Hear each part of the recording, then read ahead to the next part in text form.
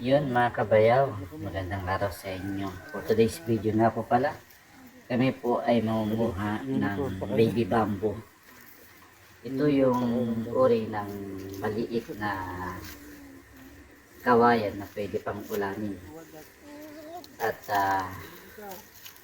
dito nga ay naglalakad kami patungo doon sa pagkukunan namin ng baby bamboo.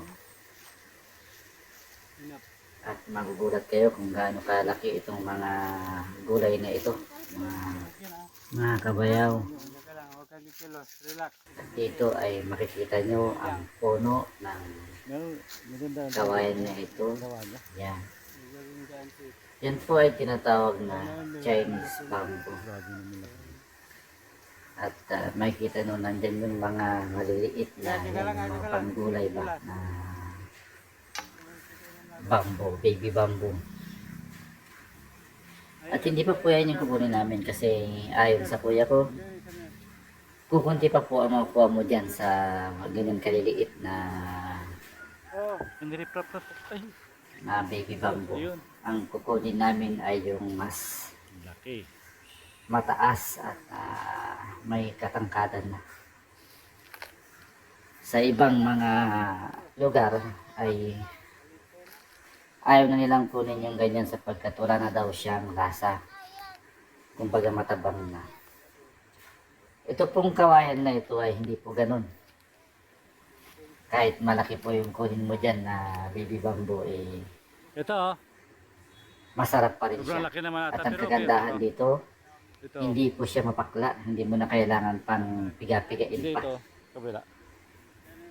Kundi pwede mo siyang idirekta na iluto. Kung ano bang luto ang gagawin mo, kung lalagyan mo ng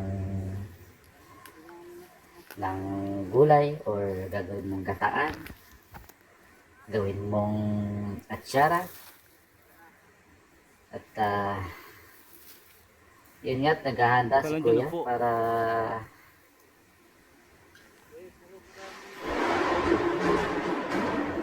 sa pag-harvest namin ng bamboo na ito. At kagandahan po nitong bamboo na ito ay wala pong tinik. Hindi ka masusugat dyan sapagkat wala po siyang mga tinik. Taba, ano? Pawang mga maliliit na mga ano lang, ganyan. Yan nakikita niyo sa video.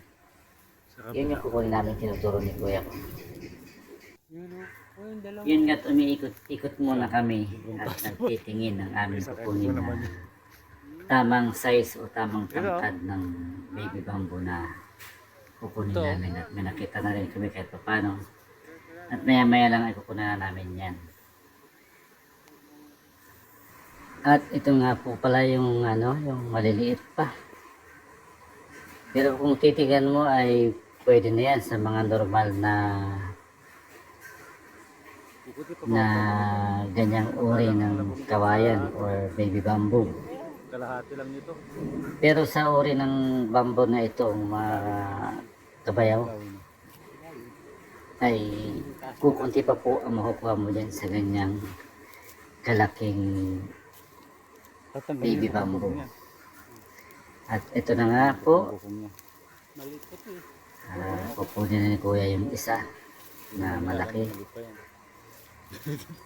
Dito lang naman maliit yun. Dito lang kaya? Parang hindi na ako po. Lang yan.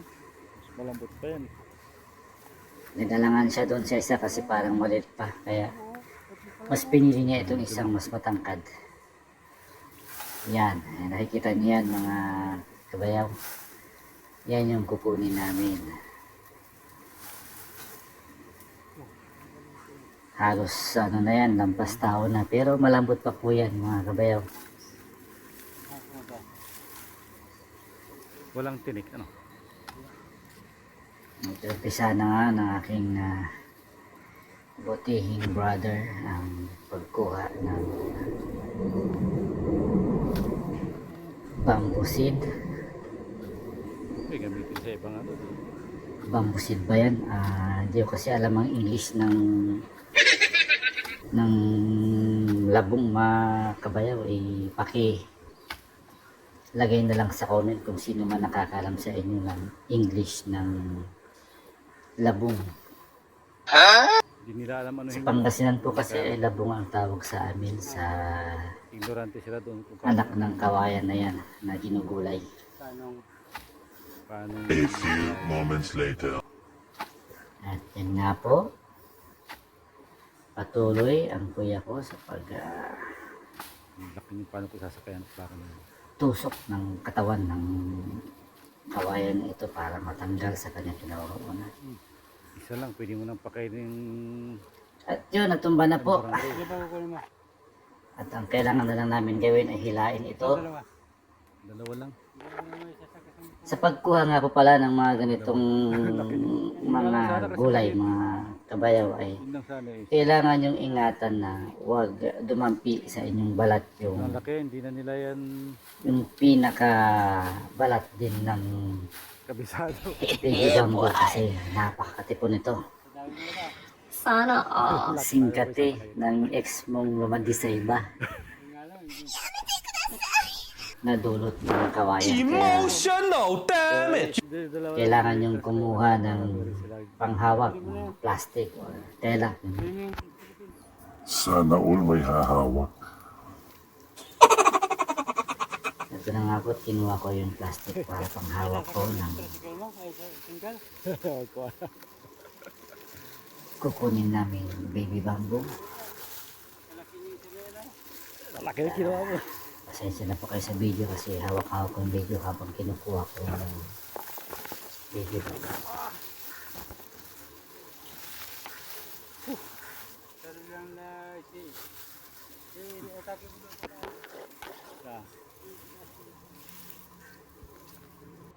At ito na nga po pala yung dalawang nakuha namin na labong. Ayan, kaya namin sa motor. Napakahaba po niyan. At maraming salamat po sa panonood.